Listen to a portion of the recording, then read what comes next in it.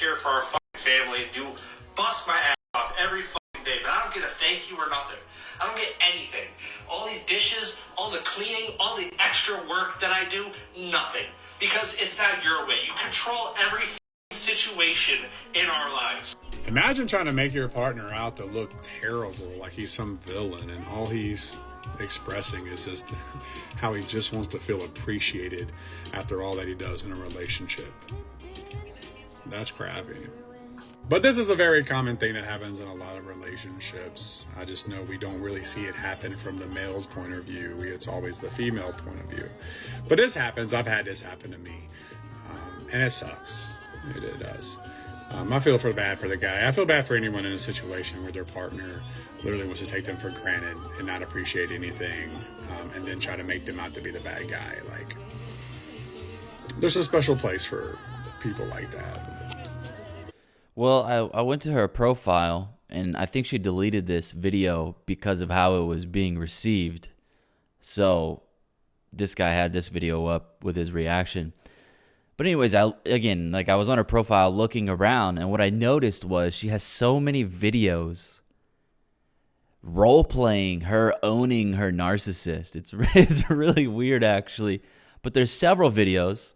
Here it is again, when you finally stand up to a narcissist, and it's like her role-playing, wrecking him. And then you've also got this video where she's playing the victim. But what I want you to notice is, well, obviously she's got a bunch of tattoos, and they're visible at that, but also notice how she's presenting this guy as a narcissist over and over, which is pretty common with these ladies. Women, rather. And this clip itself, I'll probably get copyrighted if I play the sound, but what she's doing here in this clip, she says, the pressures of being a single mama, all right? So she's getting ready. So the first one, be present, don't show if you're upset. She's like, wow, that's a lot. And then she runs into this other one. Men think you're damaged goods, it must have been her fault. Okay, couldn't have been her fault, right? Nothing's a woman's fault. And then she runs into this other one. Okay, let's try this. Oh, you got a budget. Don't lose your job. Everyone is counting on you. She's like, whew, okay, that's a lot. What about this? Oh, if you get sick, you still have to show up. No breaks. Oh, man, that's a lot. Okay. She goes over here. Groceries are so expensive. But as long as my child eats, I'll be okay. And she looks up to the sky, takes one big breath. She says, I can't mess up. I am the backup. So what this is, right? This woman is obviously playing the victim a lot. Seems to be her go-to in this life.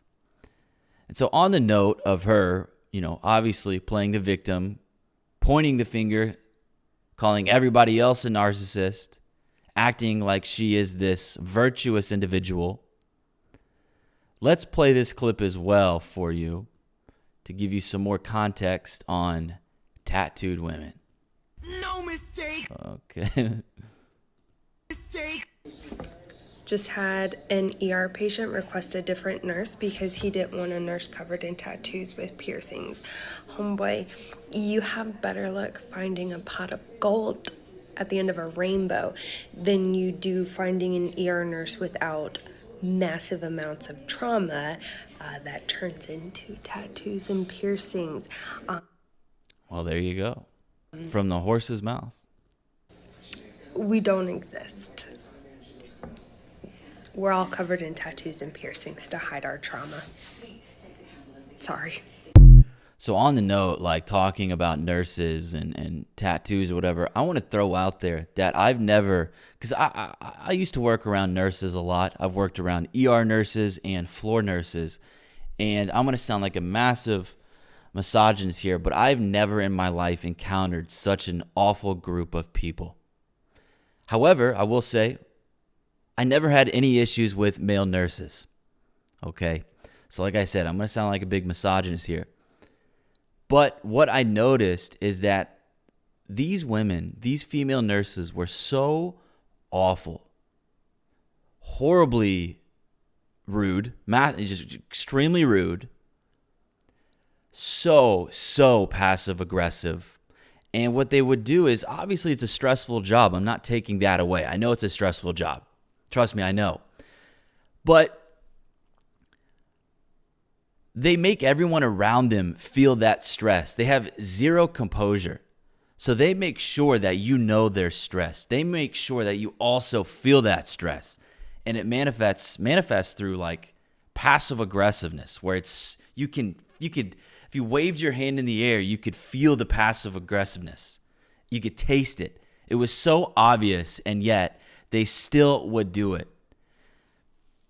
And so this woman here is a testament to what I'm saying. She had a patient tell her, hey, I don't want an ER nurse with tattoos and piercings, whatever. So what does she do? She goes online, and what does she do as well? Presents an extremely passive-aggressive mindset. Or just her language is super, super passive-aggressive. It's so condescending. All covered in tattoos and piercings to hide our trauma. Like, you see the smirk, the smugness, Sorry. the passive aggressiveness. So yeah, I mean, and I experienced this well before I guess you could say I was red pilled or whatever, but it's just something I picked up on, and I was like, what is going on here? Why are they so awful? But anyways, with the whole tattoos thing, we go back to this woman here. It makes sense. And of course, she's not going to think she's the problem. She's going to play the victim. She's going to call everybody else a narcissist. She's got baggage. She's got trauma. She's a red flag in itself. And what I've noticed actually is that these women who are constantly talking about being victims or labeling others as narcissists, they themselves are exhibiting narcissistic tendencies. So by consistently centering conversations on their suffering and portraying themselves as these like virtuous victims, they've done nothing wrong, they're perfect. What they're doing is that they're drawing all this attention and validation from all these other women online. And this need for attention and validation is like a core desire of narcissists. And so these women are often projecting their own flaws, such as like the self-centeredness or a lack of accountability. And they're projecting this onto others while avoiding their own introspection. And so a woman like this, her need to maintain like a moral superiority and control the narrative, which is exactly what she's doing and what's exactly what so many of these women are doing when they come on to bash their husbands. They're trying to control the narrative. They're painting themselves as virtuous victims. They're trying to get attention and validation. So it's like, ironically, their obsession with exposing narcissists reveals their own inability to reflect on their role in conflicts, making them embody the very traits that they're criticizing. And so keep in mind, right, women with a bunch of tattoos as well, they also report higher levels of approval when it comes to egalitarianism. They approve it more than than the women who are not tattooed. They have a higher need for sensation seeking. I covered a study on here talking about this. And they also are more likely to engage in non-committed sexual relations. So it's no surprise when you get into a relationship with one of them, you're going to kind of butt heads with them because they're also more masculine women. They believe in egalitarianism, so they're more likely to believe in men and women equal. So it's just going to be a mess. Big time. Was falling apart when my marriage was falling apart with my ex-wife, I was required by her to go to a therapist. This was non-negotiable. If I did not go to a therapist, she was going to file for divorce immediately. So I found a therapist local in my area. I made an appointment. He took my insurance and I went. At my first session, I sat down, I met the guy. He looked like the dad from Family Ties, just like exactly like him. And we talk about my marriage, my relationship with my son, who was 2 at the time, her son, my stepkid, that was 8 or 9, her parents, her friends. So he married a single mom. He stepped up and did the right thing. He did the right thing. Let's see how it played out for him. And it was an hour and it was fine. My ex-wife was impressed. I actually went. She didn't think I was going to do it. So the second week was more the same, not much different. But at the end of the second session, the therapist was like, next week I would like to see your wife and you together. See if you can make that happen. So I go home and I tell her, and she's like, absolutely. I can't wait. I will absolutely come with you.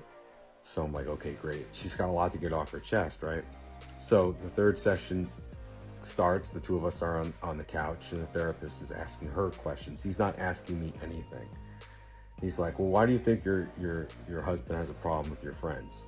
She goes, well, you know, I work with these people, and then, you know, once we're off the clock, we go out on a Saturday night or a Friday night, and when I call him and tell him I'm not going to be home to 2:30, he gets upset and tells me I'm not his, you know, he's not my babysitter, because he's not just watching our kid, but he's watching my kid, and I don't appreciate that.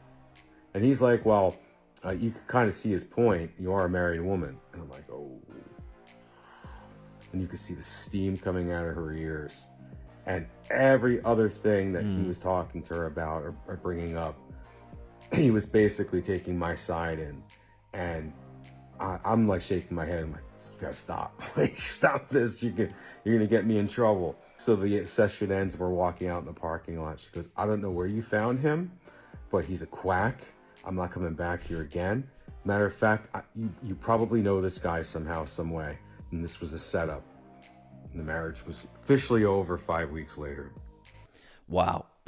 So these women really, they want marriage therapy as long as they aren't really being held accountable. The reason that this woman brought it up, she's like, I want marriage therapy because we're going to go and talk about how wrong you are. Are you ready? You want to do that? You excited to go do that and talk about how bad of a husband you've been? Are you excited for the therapist to browbeat you into submission? Are you excited to embrace your docile side and finally figure out how wrong you are? That's not what happened, is it? Turns out you're actually kind of a bad wife. You're coming home at 2:30 in the morning and your husband is watching not only your guys' child, but the child that you created with another man. This guy's like, I'm sitting home at 2:30 a.m. My wife is gone, and I'm babysitting some fucker I didn't even create. What's going on here? And she's like, yeah, no, you're the problem, and we're going to go to therapy so we can address the fact that you're 100% the problem. And I have a theory in it, and it's that it seems that, and again, it's a theory, but it seems that many women today have a difficult time maintaining relationships unless the man is a complete pushover, unless he has zero boundaries or self-respect. Any man who does assert himself and has dignity, well, he's often labeled what? A narcissist. So these women will then, it seems that when they exit this relationship with the narcissist, what they will then go and look for is a compliant, gynocentric partner in their second marriage, often bringing a child into the dynamic, which is what this guy found himself in. And as it turns out, this man isn't quite as much of a pushover as this woman would have liked. So what does she do? She says, yeah, nope, this ain't gonna work. You're challenging me on things, and I don't like it. You're supposed to be a docile pushover. What happened? This woman is clearly the problem. So now what's going to happen? Now she has a child. She has 2 children with 2 different men because she can't seem to handle being held accountable. So this tells me a lot. This says a lot about how non-compliant and overly masculine modern women have become, as they seem to demand relationships that operate entirely on their terms. No, I'm not saying this is how all of them are, but I'm just talking about what I've noticed and what seems to be playing out. And what happens is these women who are masculine and have been told that they can do no wrong, well, they often clash with men who are confident and self-assured, and they themselves dominant, because that's what is kind of a trait. That's a trait of men, dominance. And so when these women encounter men like this, it will often lead to a breakdown in the relationship. And as a result, these women will gravitate toward men who pedestalize them and prioritize their needs above all else, because it's the only dynamic these women can tolerate, where their needs are just number one, prioritized constantly. And so what we often see is that in a relationship where a man's happiness is considered or talked about, it's often a sign of his misogyny or insecurity. Wait, hold on. Male happiness inside of a relationship. No. That's not a thing in a gynocentric world. It's all about the woman. And oh, by the way, the woman is never wrong. But what happens is these women leave these relationships where they were challenged or where they weren't constantly pedestalized. And then they go and seek these other men who are docile and pushovers. But the problem with that is these relationships often lack passion and sexual chemistry, because the polarity is opposite to what it should be. Got a masculine woman and a feminine man. Well, this woman isn't going to be attracted to this feminine man. And so that often leads to a sexless marriage. The guy gets no respect. He gets no pussy. What's the point? So yeah, it's not really a surprise that masculine man and masculine woman relationships are not optimal, because they're clashing heads. And the truth is, opposites do attract. Yep. And so what happens is when this masculine woman, masculine man clash, well, this guy is going to be inevitably labeled a narcissist when the relationship ends. And this woman, to no fault of her own, zero fault, and she's going to go ahead and resort to the victim, go online. Now, not all of them do it, of course, but obviously the women that do, they're trying to control the narrative. Crazy. So I think it's funny. The reason these women often want marriage therapy is not to talk about what perhaps they've been doing wrong, but they want validation. They want a therapist to concur with the fact that, yeah, actually, your husband is a piece of shit. Actually, you're never wrong. This guy's always in the wrong. And that's why they want therapy. And you know what? They often get it. Because a lot of these therapists are women who come from a liberal background, college, feminists, probably have this like anti-male mindset, because how could they not? But that didn't happen this time, because it was a male. And because it was a male, she thought it was a setup, and that maybe this guy knew him. Unbelievable. But then again, it is believable. But I'm going to end it there. So if you enjoyed that, leave a like and a subscription. I'll see you later.